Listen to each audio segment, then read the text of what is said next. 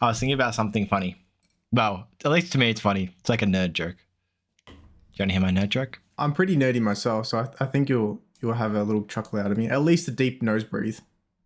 It's a nerd joke and a God joke at the same time. I like it. Yeah, really stirring the boat for about 25% of our client base.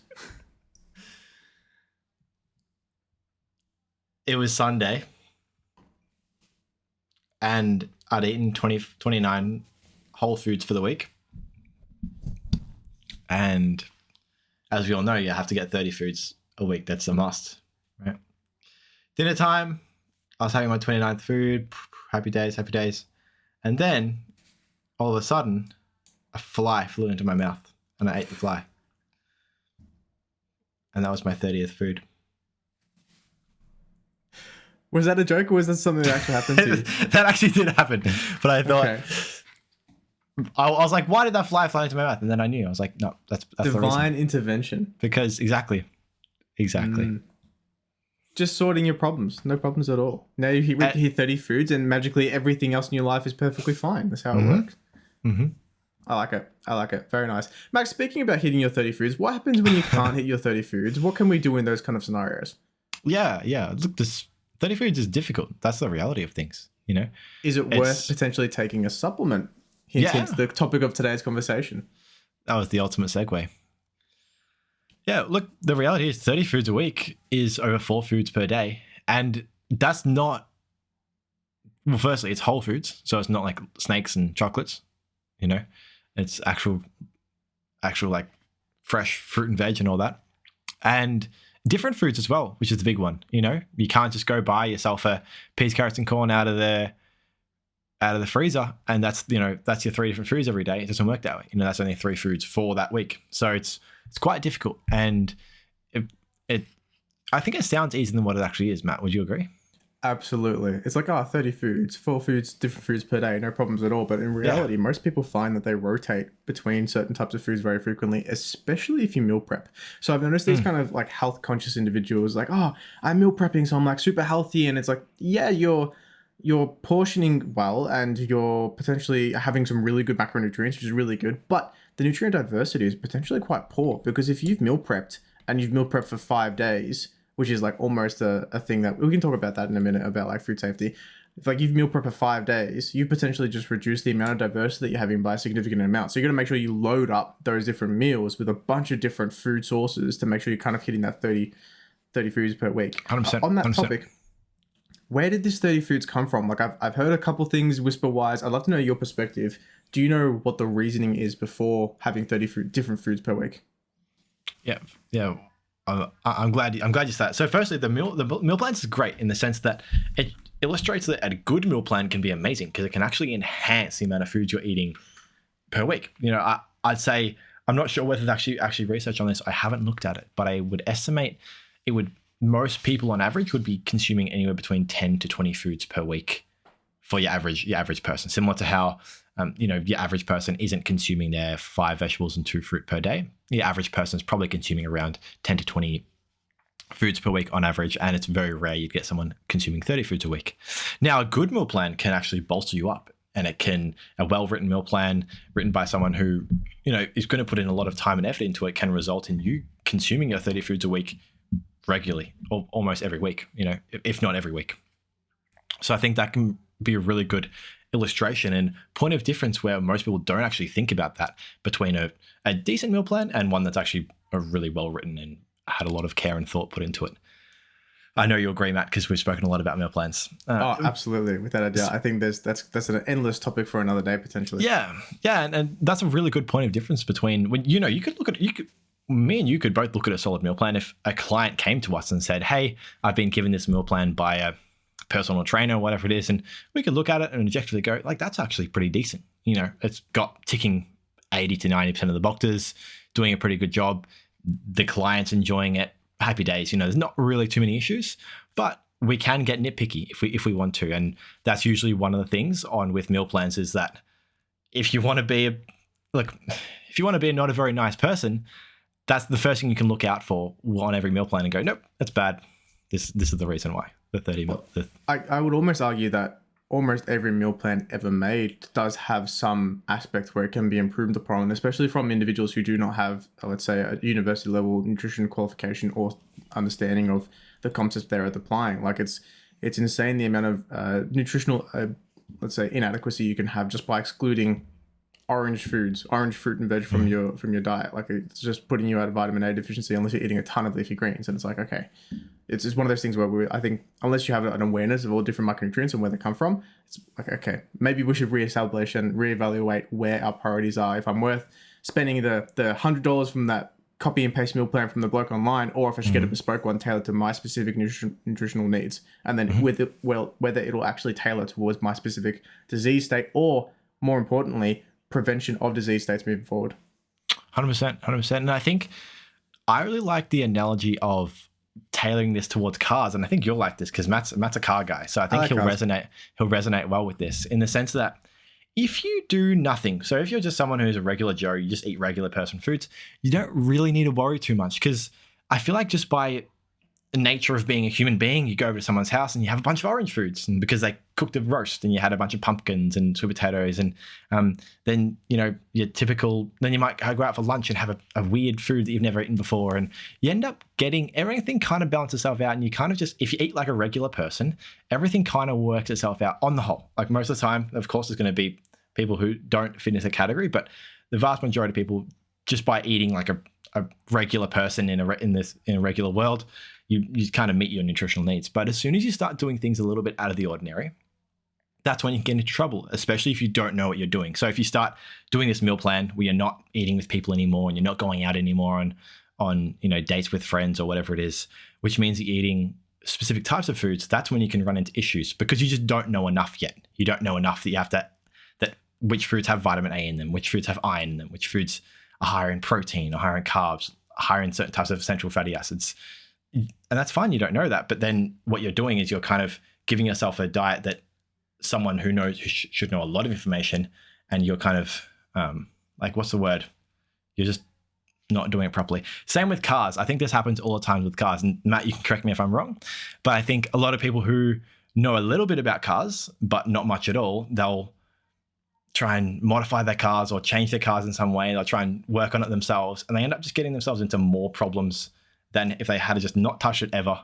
Like just bought themselves a Corolla, it'll run fine. You'll be good to go. You know what I mean? Like the Corolla's like just your regular person who goes out to eat every now and again, does everything. Yeah. They work out fine. And then you got some people who will buy like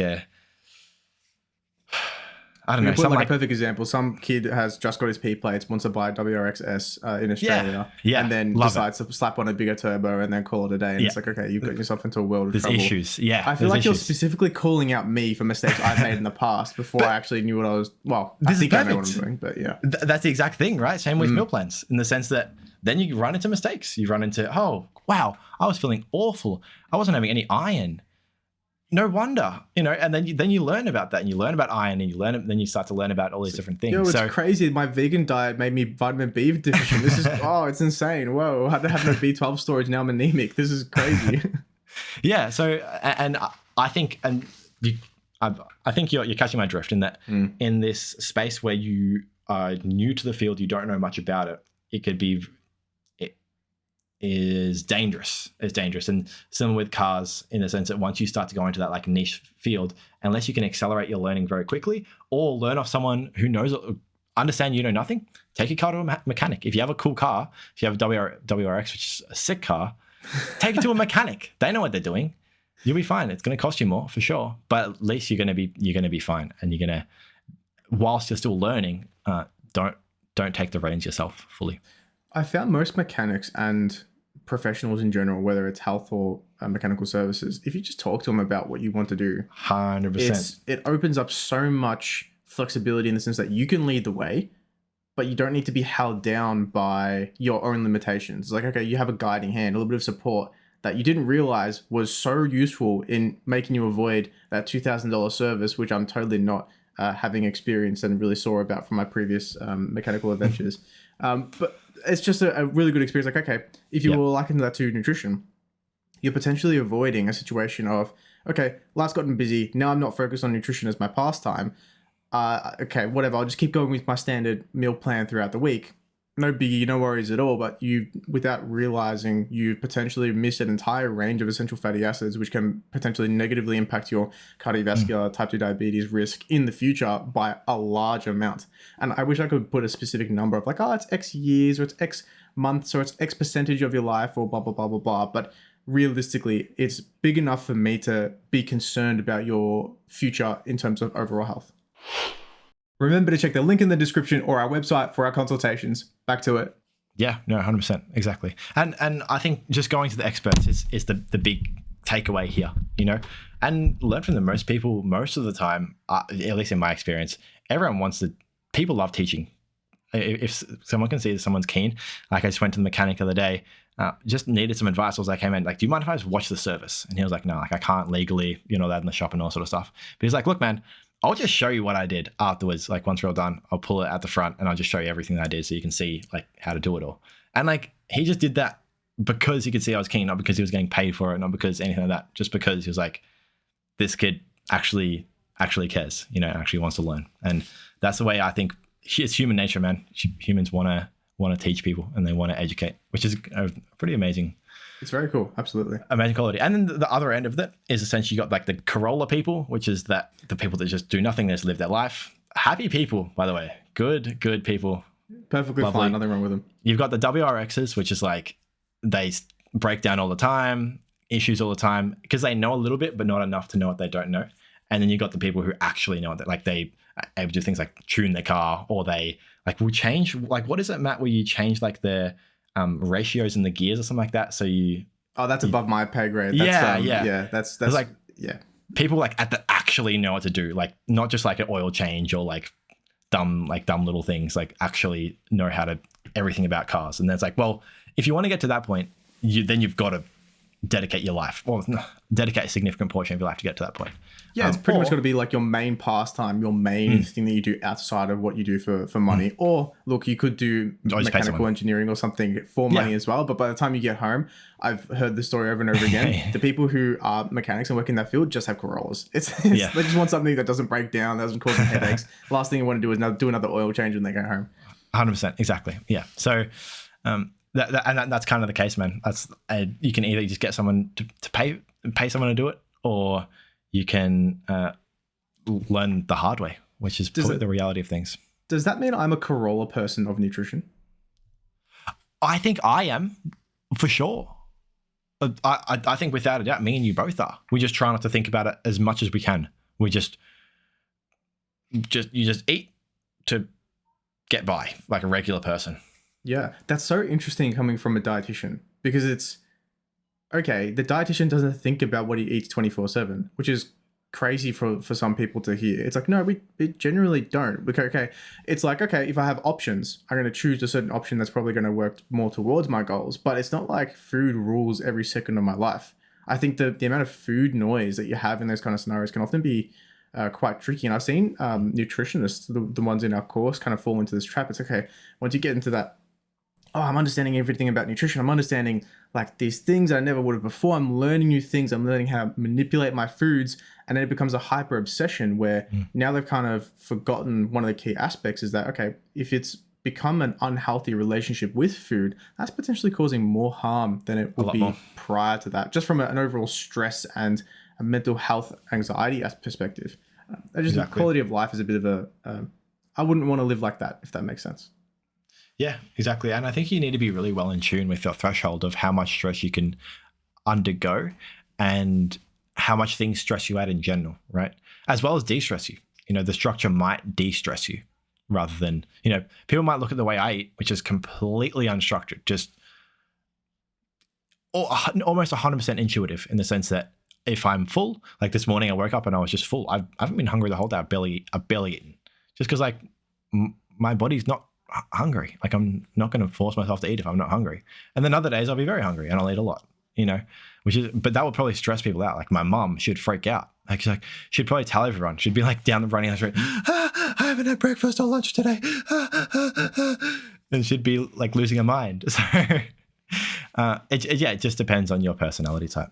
Yeah, absolutely. And of course, what your goals are. Like I'm under the assumption that bodybuilding is absolutely a good thing to keep up at the moment, but it's not your number one goal for your life at the moment. So it's not dictating what you're eating throughout the day, because I would be under the assumption that if it is your number one goal, you'd be having breakfast, lunch, and dinner pretty structured. Like you have everything kind of planned out. Everything's pretty organized, so you don't have to think about anything throughout the day. It's all kind of pre-prepped, but of course you're ticking off your boxes in terms of distribution of micronutrients throughout the week and having more than 30 different foods as a proxy of those different micronutrients. And in that situation, I think it's important to note that just because you're getting the micronutrient itself doesn't mean you're getting everything out of the different foods. So I've mentioned this a billion of times at this point, we don't understand everything about nutrition. It's great science. There's always nutrients that we're finding that are new and interesting and providing health benefits. Just in the most recent one being C15, being a saturated fatty acid that prevents and reduces risk of cardiovascular disease and type 2 diabetes. A little bit hyped up in terms of, hey, there's a new supplement that does this and this and blah, blah, blah, blah. I think it's a bit of a don't stress about it kind of thing. But it's important to note that, okay, it's a nutrient that we're not getting unless we're having dairy or whole fish. So it's like, okay, having those in your diet can be quite important as well.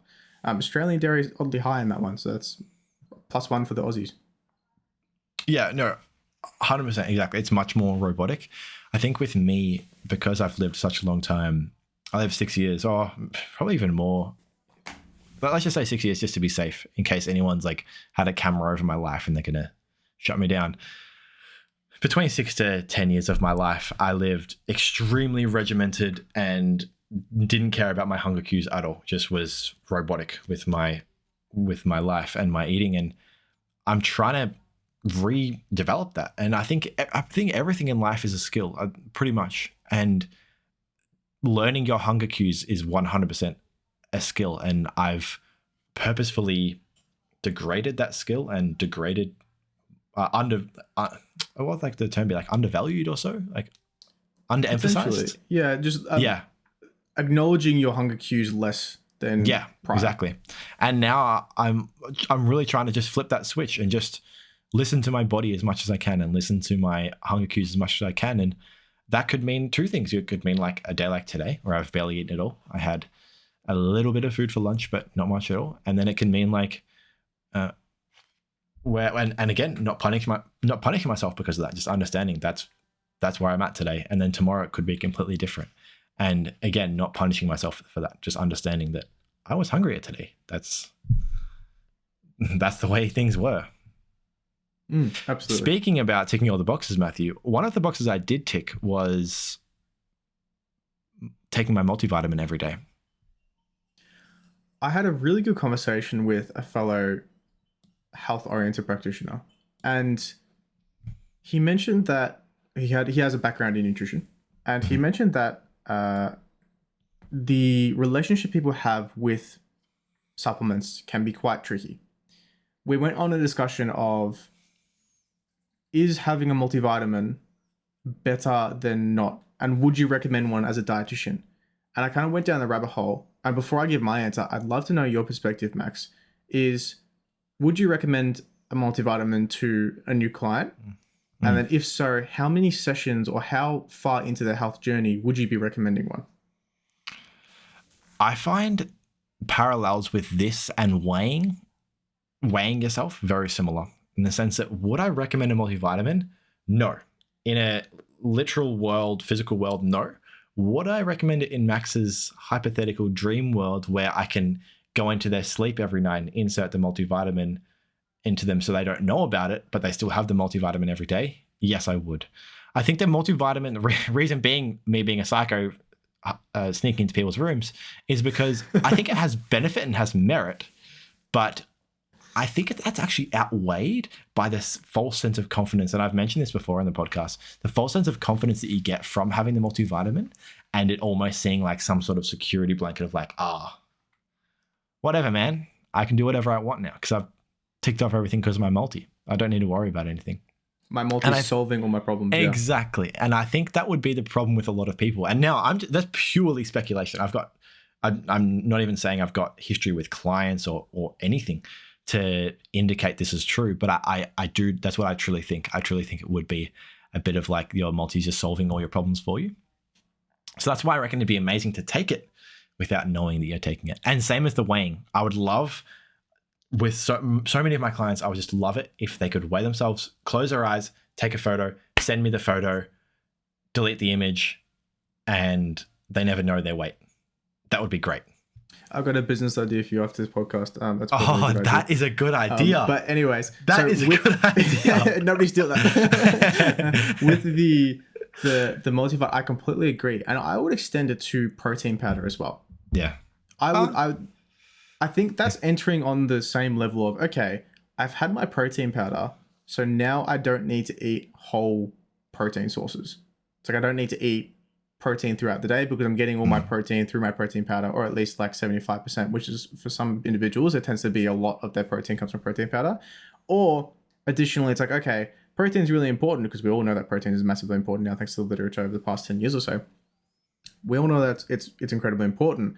So I'm going to focus on protein so much that it's my key nutrient that I focus on a daily basis over energy, over micronutrients, over deficiencies in some cases, which I've seen a couple of times where it's, mate, you need to calm down on the protein supplements. We've got an iron deficiency to take care of. We need to acknowledge the importance of the situation. You're borderline anemic. I think we need to make sure that your blood cells are kind of kicking up their gear first before we start to focus on other aspects. I wouldn't, let's say, discourage. If someone's having protein powder, I'm like, sure, fine, doesn't bother me. But I wouldn't actively go and be like, hey, cool, we need to increase your protein. My first step in this intervention is protein powder. It's like, no, I'm going to lean towards whole food sources first because we get so much more. Yeah, objectively, it probably should be the last step. If we think about it from a practical sense. The protein powder? Yeah. Yeah. Yeah. I think you should exhaust all your options first. You should go, okay, let's try and increase someone's protein. What are we going to do? Let's go for, if they're happy to eat meat, let's go for, animal sources first. And if there's some reason why you can't do that, let's maybe try for like a soy product or something. Plant-based protein. Yeah. And then if they can't do that, then you might go, okay, like you could even go, okay, like how does like something else, like a quick sort of protein sound? It could be, the yogurt sachets, which is, you could get 3 of those. That's 30 grams of, well, it's actually 45 grams of protein, which is insane. You get 2 of those, which is 30 grams of protein. You get some canned fish, very easy, quick, non-perishable item. And then once you've exhausted all that and they tell you reasons why they can't do that, then it's like, okay, well, maybe we go for the protein powder as a last option. But it's never like, oh, let's increase protein. Just like you said, let's go straight to the powders. Quick ad break, guys. Remember to click the first link in the description to check out our dietitian consultations and services. Back to it. Yeah, because it's not designed to have micronutrients in it. It's designed to have protein, and that's about it. And I'm sure there is absolutely like a range of micronutrients in the protein powder, without a doubt. But I think it's important to acknowledge that it's quite limited in what it can give us. And I'd very much ensure that we're having different sources of proteins as well. It's like you don't just need to have, let's say, soy. Like, even though soy is great in terms of a protein source, especially for vegetarian oriented individuals, but there's a lot of different nutrients out there that do additionally provide some extra nutrients. Oh, without a doubt. I think I've got no hard evidence to support this, but in my opinion, having a wide variety of protein sources is something that's relatively important. And relatively, the key word being relatively there, in the sense that, like, it's not very important at all, but it is something to be aware of and conscious of, having dairy sources. You got your yogurts, obviously animal sources, your meats. I think fish is a good one. Plant-based, soy-based. I think having a wide variety throughout the course of the week is going to be, I have a gut feeling is superior. Is there any research to indicate that, Matthew? I'm sure there's something out there. I think it's probably leaning towards, hey, the protein sources also happen to have a lot of different micronutrients in them, and then different food sources overall can provide some really great properties. We know that if we're having vegetarian-oriented protein sources, often contains a lot of fiber. We know that every 10 grams of fiber decreases your chance of colon cancer by like 10%, which is like, hey, I take that deal any day of the week. That sounds pretty good to me. But overall, I think having a wider nutrient diversity is never going to be a bad thing, unless you're so diverse and so hyperfixated on, I need to get as many different nutrients and different food sources as possible, and I blend it up in a little blender, and then I make sure that I have that every single meal throughout the week, and now all I'm drinking is some brown mixture of some type of food that you've now concocted. it's important to know that when you blend foods, you increase the potential rate of oxidation just because you've broken down the cell walls, and that may potentially negatively influence the amount of nutrients that you can. I wouldn't necessarily say. I don't even know if this is the correct terminology. Let's say the benefit that you will get from those nutrients, and especially if the longer that you leave it, the more it's going to be, let's say, not as beneficial. It's still going to be good, absolutely, but it's going to be not as good as if you were having it in like the whole berry form or the whole nut form or the whole legume form or a wide variety of situations.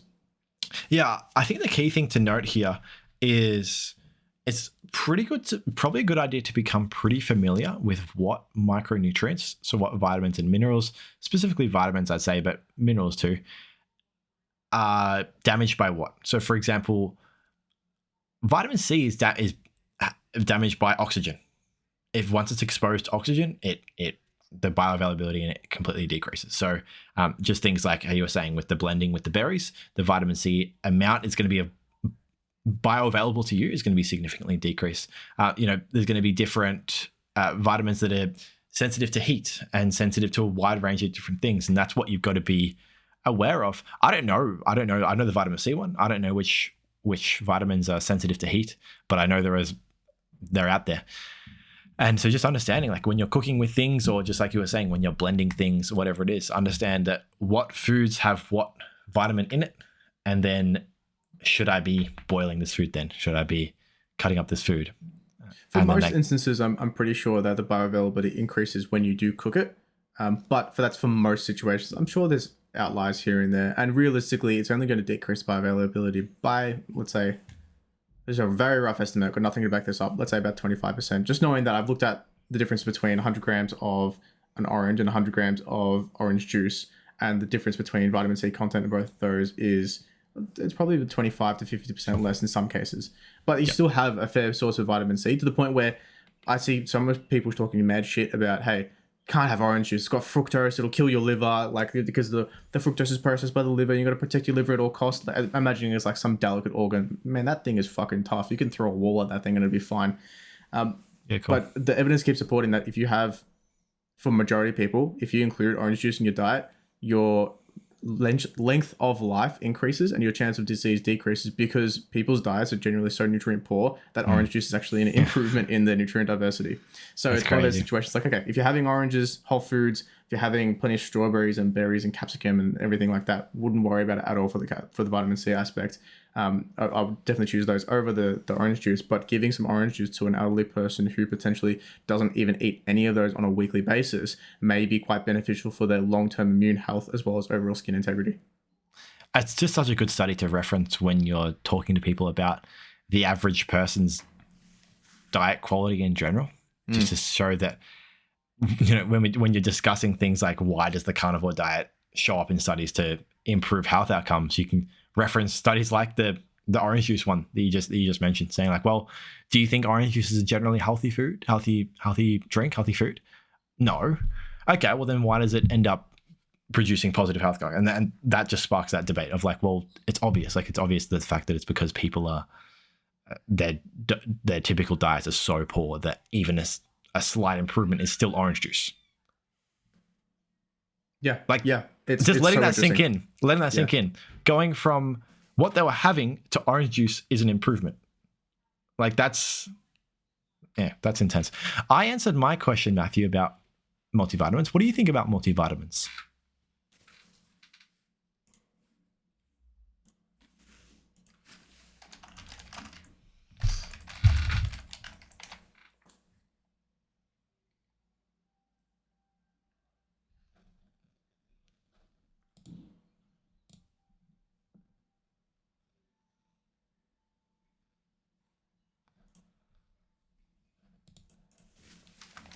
I have a feeling we're going to be back on. Matthew. Oh, hello. Matthew, I answered my question about multivitamins. What do you think about multivitamins? Yeah, look, I'd lean on the same way. I think if you start emphasizing on things you can do that, let's say, a quick pill to take, because everyone's looking for a quick pill. That's why fat burners exist. That's why people go to the doctor for Ozempic. That's why people use medications to address situations because they're very low investment of time and effort, and they produce really large outcomes. Not the fat burners, they're fucking trash, but specifically things like Ozempic and making sure you're not vitamin D deficient and getting a B12 injection and taking your, this is a controversial one, taking your statin. Ooh, I've mixed the pot there, depending on who you talk to. These things have very minimal effort. It's just a pill in the morning. It's no biggie to 99% of people, but they can potentially produce some really, really positive outcomes for some people. And I think, yes, they can be potent, but for something like nutrition, if you start to focus on, hey, what pill can I take? I think you've missed the entire point, because as we keep discovering new nutrients, C15 being the most regular one, the lycopene example, people Google lycopene. That's very interesting. Lycopein. I'm probably spelling that incorrectly. A very interesting example of just overall nutrients that once we understand them better, it's not just the nutrient themselves, it's a nutrient in the packaging that we have gotten it from. When we start to acknowledge that we don't understand everything about nutrition and nobody is an expert, despite everyone saying they're an expert, we can start to acknowledge that, okay, whole foods is probably a smarter thing to do than having a supplement for each and every single thing, as well as we don't really understand how hyperdosing may potentially negatively impact your overall health. And a lot of these supplements interact with each other. Like if you were to have a calcium supplement and an iron supplement at the same time, they're counteracting and competing for absorption in your GIT, in your gastrointestinal system. It's like, okay, well, if you didn't have an understanding of those supplements interacting, then potentially you're having a hyperdose of both those situations. Neither of them is adequate intake, and potentially you're going nowhere and just spending your money at the pharmacy or spending it at some weird online shop getting whatever. Look, especially if you're getting some random supplements from outside of your country where there's no therapeutic good association or federally approved goods or anything like that. It's one of those situations where I think it's very tricky. It's very slippery. And if you start to think like, okay, I've done the multivitamin, that's like, yeah, I've done a really good job. Like, yeah, potentially the multivitamin may be helping a fair bit, but now you've kind of taken your focus away from what you've been working towards in the first place. And your multivitamin isn't going to help you with your fiber. And potentially if you're like, okay, that's fine, but I'll take a Metamucil. It's like, yeah, but if you take the Metamucil, you're not getting the antioxidants and you're not getting the polyphenols from having the whole fruits and whole vegetables. It's like, there's always things that we need to be aware of. And the supplements often don't come in this one solution fixes all package that we would like them to. Look, potentially in 30, 40 years, when we've now eliminated every single disease and we're working on optimization, health span, and longevity, then yeah, absolutely. My job is going to be inert. I'll go sweeping floors again like I used to when I was going through my university career. No stress at all. But until then, it's very much a situation of, hey, small adjustments here and there, aiming for your nutrient diversity through 30 plus whole foods per week can really tick off a lot of really good boxes and put you in a really good spot for your overall health, disease prevention risk, and a wide variety of health impacts that can potentially be life-threatening. The thing I loved most about what you said was, because I say it all the time, so of course I'm going to love it, and maybe I'm rubbing off on you a little bit. You referenced the zooming out, asking yourself the question, why am I taking this multivitamin in the first place? Is it because I want to be healthier? Okay, well, the multi's not going to really do that. So let's do something about your goals that are actually going to help facilitate those goals, rather than pretend that the multi is actually really doing a lot when it's not. I think always zooming out in nutrition, asking yourself the question of, why am I doing what I'm doing? What's the reason for this? And if you don't have a good answer, well, that could be fine, because you don't really care about much. It's like when I go and order banh mi at the store with my friend, if someone asks me why I'm ordering banh mi, I don't know. I want banh mi. Okay, that's fine. I'm not trying to win any goal. I don't have like some amazing goals of like doing this and doing that. I'm just ordering banh mi.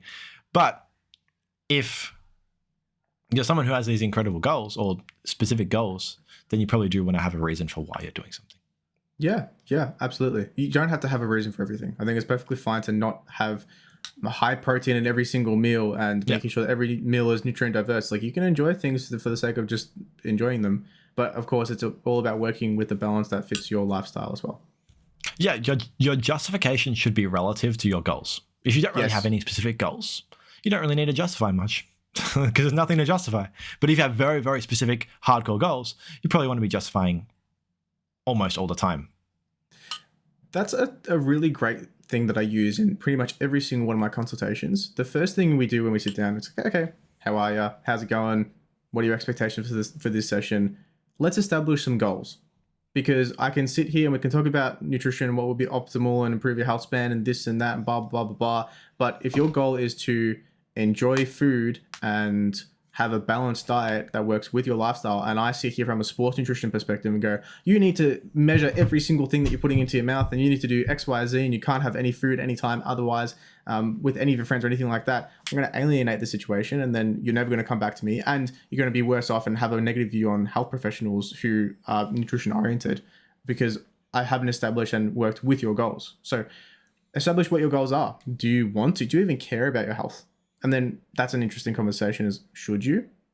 Why should you not? Why should you? That's a whole different kind of ballgame. I think you should. I'm generally pretty interested in that kind of thing. That's really well said, man. I love it. It's needs analysis is probably the words. Matthew, you asked a question. Before we finish off, you asked a question. This is a good rounding. The first question Matthew asked in this podcast, I never answered it because didn't feel like it, but now I do. Max, when you see a client, do you recommend a multivitamin, and how along in their health journey should you recommend that multivitamin? No. After several years of showing competency that you can stick to a diet which is ticking a vast majority of the boxes which would be considered healthy. That's quite interesting. I think I hold a similar view. I wouldn't say it's as long. Maybe not as long. Yeah. I think it's probably working with the client's expectations and probably leaning towards of, hey, we're starting to plateau in terms of our input of effort versus output of reward. And once we get to that kind of, you're looking at your 90th% of like, hey, I'm ticking majority of the boxes. Every now and then I just want to make sure that I'm doing okay. Yeah, sure. Probably worth taking a multivitamin, wouldn't be bad. But of course, acknowledging that pill fatigue is a real thing, medication fatigue is a real thing, and having a multivitamin is probably not as important as having your blood pressure medication. So just ensuring you're aware of that situation and not pushing supplements for the sake of pushing supplements. And it's like, oh, if you have this, and then you might have blah, blah, blah. And then if you optimize your diet, you might reduce your chance of cancer by 1% or do this or blah, blah, blah. It's all just numbers I'm making up, by the way. But I think it's also important to know that as far as I'm aware, multivitamins themselves don't improve health. They don't improve longevity. They don't improve how long you will live, which I think is a very, very, very interesting aspect to kind of be aware of, is that the multivitamin themselves in isolation, when you look at a broad population who's taking them, it's not actually going to fix your problems. It's only going to potentially mask or address some symptoms. And look, I'm extremely biased, and this is very confirmation biasy, but I honestly reckon that's because of that offset that you get from that fake false sense of confidence from taking the multivitamin. Absolutely. I have a feeling if there wasn't that offset at all, there wasn't that psychological offset, you would see slight increases, because it just makes sense, right, to see slight increases in improvements, but they kind of counteract each other. The last question that we never asked was, Matthew asked, why 30 foods a week? Where do we come to that number? This is all research based, obviously. This is all research based. So plenty of research out there to show 30 foods is the mark. I think there was one big study where they really did a whole analysis of it all. But thanks so much for listening, everyone. We appreciate your time. Thanks, everyone. Bye-bye. See you next week. Thank you so much for listening to the R.E.A.L Health and Nutrition podcast. The sponsor of today's show is you. You support the show by listening and using our services of dietitian consultations and performance coaching. We offer in-depth one-on-one consultations to help you achieve your health and performance goals. Any random blog online can give you a generic meal plan where we here at R.E.A.L work collaboratively with you to reach your goals, making you feel heard and including you in your journey's planning. Our service offers tailored advice and can accompany meal plans and or realistic nutrition strategies, which can be booked via our website, www.recoveryexerciseandlifestyle.com. That's www.recoveryexerciseandlifestyle.com. Just a quick disclaimer, This podcast is for education, information, and general entertainment purposes only and does not constitute the practice of medical nutrition therapy or healthcare of any discipline. The content discussed in this podcast is not intended to be a substitute of professional medical advice, diagnosis, or treatment. Please review our terms of use via our website. Thank you so much, everyone. Have a great day.